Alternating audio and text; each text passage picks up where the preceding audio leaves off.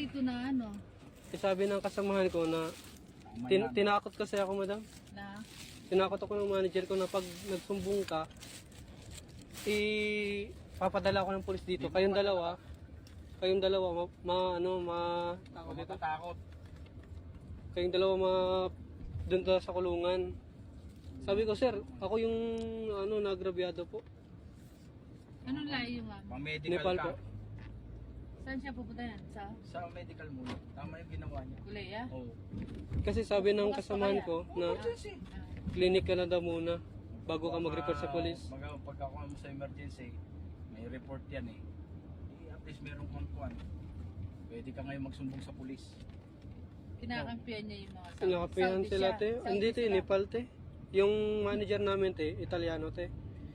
Nepal yung nanakit sa'yo. Oo, hindi na ako Ba't ka sinaktan? naasar siya sa akin, te. Kahit na basta ang kuwan dito, kahit anong mangyari, mag-away lang kayo, pero huwag kanya sasaktan. Siya lang mag-isa. Ayos din yung nagpapayo sa kanya eh, no? Tama yung ginagawa ni Kabayan. Okay. Siya mismo nagsasabi, kung hindi naasar sa kanya yung Nepali, hindi siya mabubugbog. Sorry bro, no? I'm not against with you, but I'm just listening to your video, no? And since ito naman ay publicly posted at marami nag-comment sa'yo, no? Siguro naman wala namang masama kung ako magbibigay din ako ng opinion.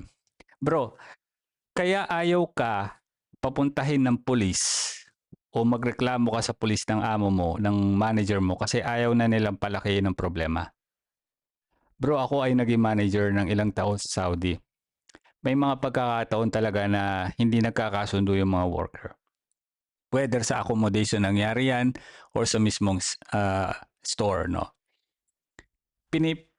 Pinahahalagahan lang at pinoprotektahan kayo ng company, ng manager nyo na wag nang idalhin pa ito sa pulis kasi pareho kayo makukulong.